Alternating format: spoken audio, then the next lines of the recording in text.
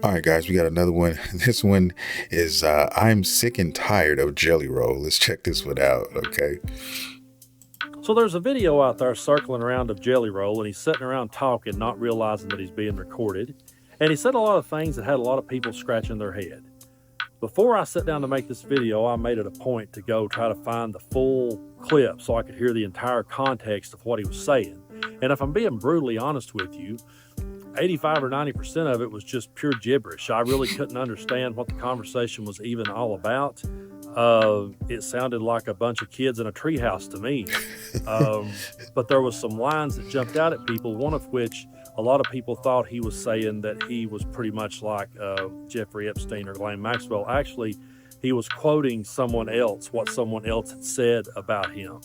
That's not the part that jumped off the page at me as much as what he said, and I did listen to the entire context around it, where he talked about how that he was going to infiltrate country music.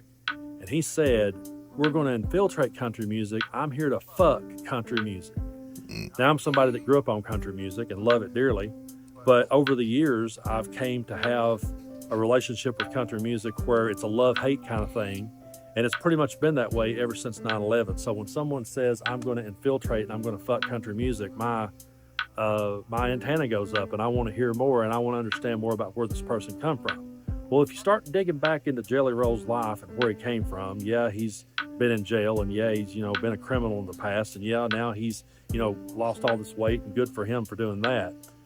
But he starts off in music as a rapper with cornrows in it.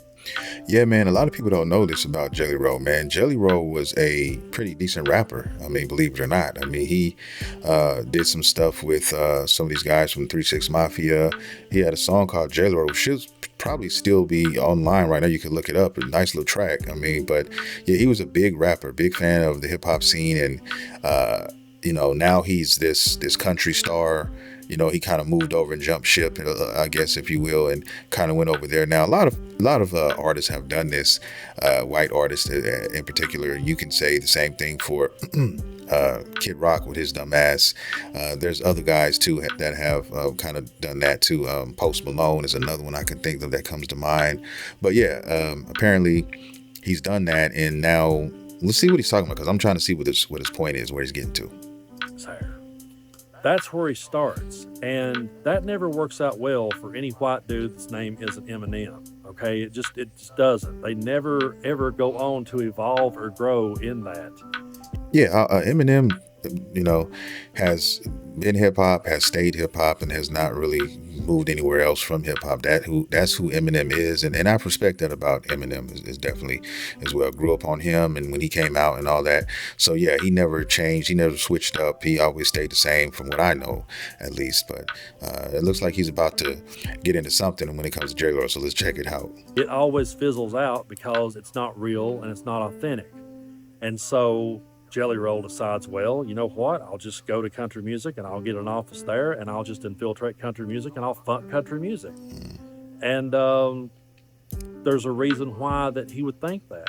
Ever since 9/11, country music took an even more drastic shift to the right. I'm not saying that country music was ever liberal or progressive necessarily. However, back in the day, a lot of the outlaw country that people listened to back then, they saw the beards and the long hair and the leather on the Telecasters and stuff like that, and they thought, oh, this is outlaw, this is rebellious. But a lot of those guys, had a lot of progressive viewpoints, and if they came out today with some of the albums they made, if Johnny Cash came out with Trail of Tears, if Chris Christopherson had came out with some of the songs that he came out with back in the day, people would have been calling them woke. And people were back then. There were hardcore conservatives who didn't like the things Johnny Cash and Willie Nelson were saying.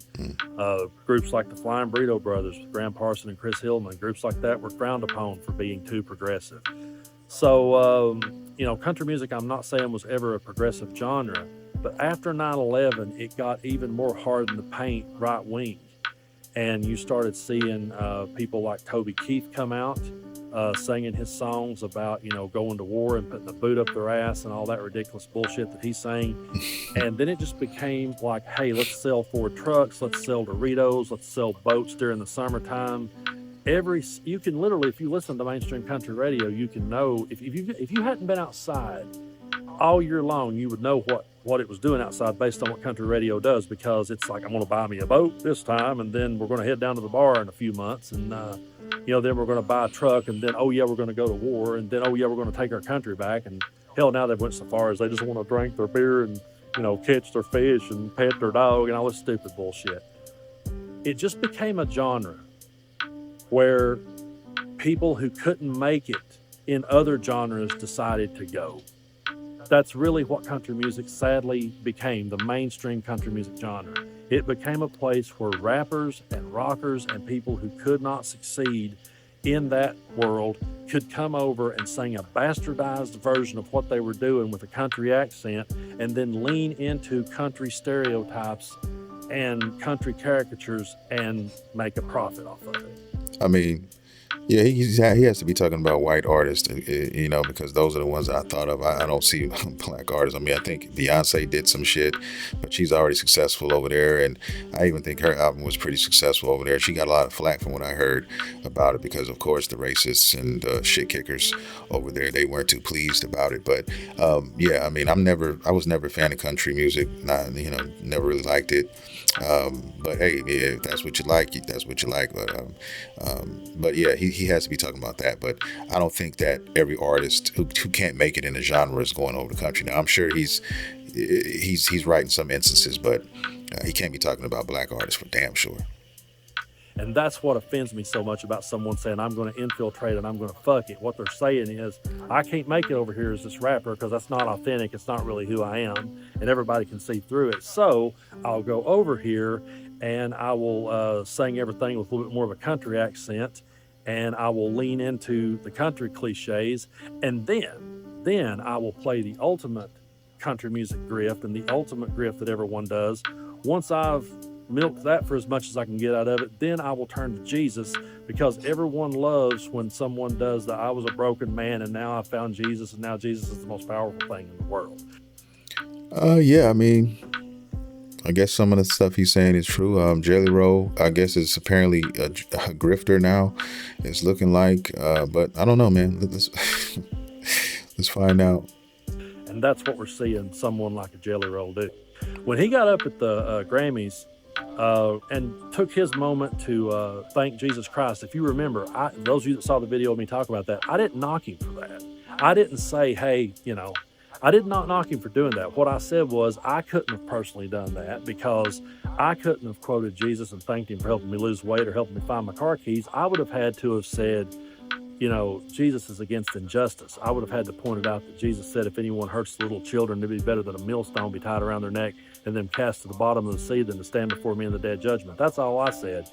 And then I saw the clip of Jellyroll after that being asked. He's being asked, what do you think about the people who did use this moment to talk about politics? And what do you think about the current state of politics in America? And then he did the old classic, well, I'm just a dumb redneck. I don't even have a phone. I don't even watch it. I don't even know what's going on in this world. But you'll know real soon. You'll know what I'm about. I'll let everybody know loud and clear, which made no sense to me. And actually, I have less respect for that than the people that just goes ahead and goes hard in the paint with it. Anytime I see somebody come out and take a stand and then start dialing it back and walking it back, I'm never impressed by that, and I just think that's absolutely ballless. Whatever you say in this world, just lean into it and own it. Just be yourself. Even if you disagree with me, even if you're not on the same political side, I would have much more respect for somebody that said, hey, this is what I think.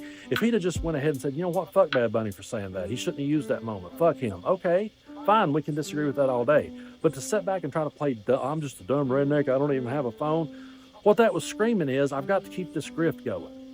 And my audience is mostly made up of MAGA people. My audience is mostly made up of conservatives. And in the country music vein that I came here to infiltrate and fuck, I can't really speak ill against Donald Trump or anything to do with the conservative establishment. I can't really say fuck ice out loud or anything like that. So I'll just say I'm a dumb redneck and I don't even have a phone. But this is a guy that's on WWE, and this is a guy that, is in the mainstream of everything, and he doesn't have a phone. He doesn't keep up with anything. Yeah, he's playing the game. I mean, we all can see that. I mean, if that's what he's doing, guys, it's a dirty game out here, man. And people are going to do what they're going to do to try to get what they can. I mean, we saw Nicki Minaj do the same shit where she literally said out of her mouth that Donald Trump was a handsome man.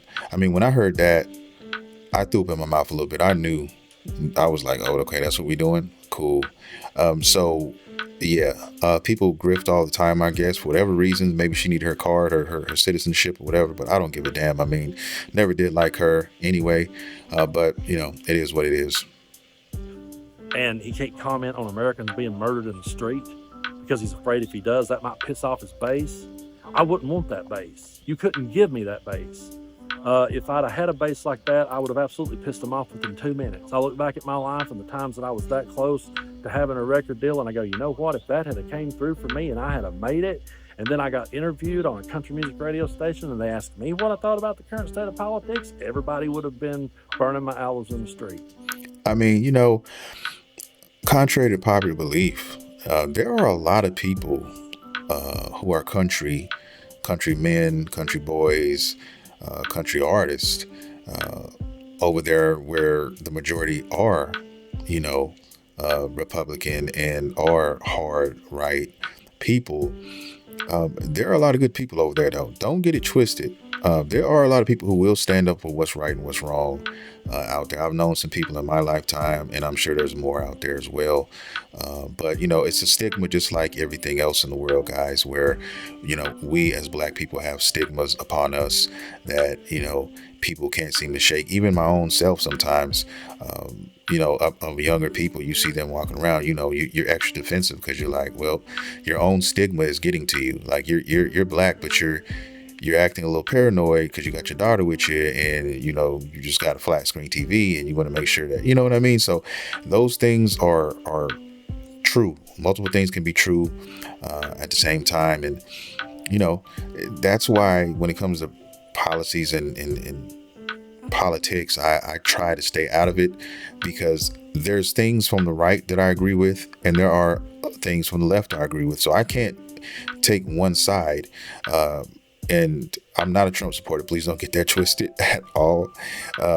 But I think all politicians, in my opinion, are bad. I think there are some people who are really trying to do the right thing out there, but they're so buried upon all of the trash and the cesspool that we call politics, guys. They're never going to float to the top. And so everybody has their own agenda at heart. And if you want to do something or you want something done in the world of politics, you have to do something you don't want to do to get what you want. It's just a dirty game and it's never for the people. And that's why I don't really support politicians, man. I really don't like them. I can't stand them. That's just how I feel. So this is just another one of those classic MAGA grifts. And the only thing I will say is, for a while, I actually kind of believed him in a way. He seemed more genuine than, say, a Kid Rock. He seemed more genuine than like a Jason Aldean. I'm all for people who were once upon a time a scumbag turning their life around. I'm all for people getting better health-wise. I'm not a perfect person either. I'm far from it. I am no saint. Anyone that looks up to me as a hero, I'm not and never claimed to be. But I also never went out there and tried to grift off of religion. I never tried to grift off of a genre, and I never said I'm going to go into that genre because I can't make it over here, so I'm going to go into this genre and I'm just going to fuck it right straight in its ass and take over it and infiltrate it because at least I can do it there. Yeah, I'm gonna end it right there, man. Yeah, that's that's wild. He said a lot of shit that resonated with me. And if Jellyroll is out here moving like this, then yeah, it's a marketing ploy. And this is no different than what everybody else is doing out here, guys. A lot of people are doing this, and it is what it is. I try to not let this type of stuff get to me and bother me too much.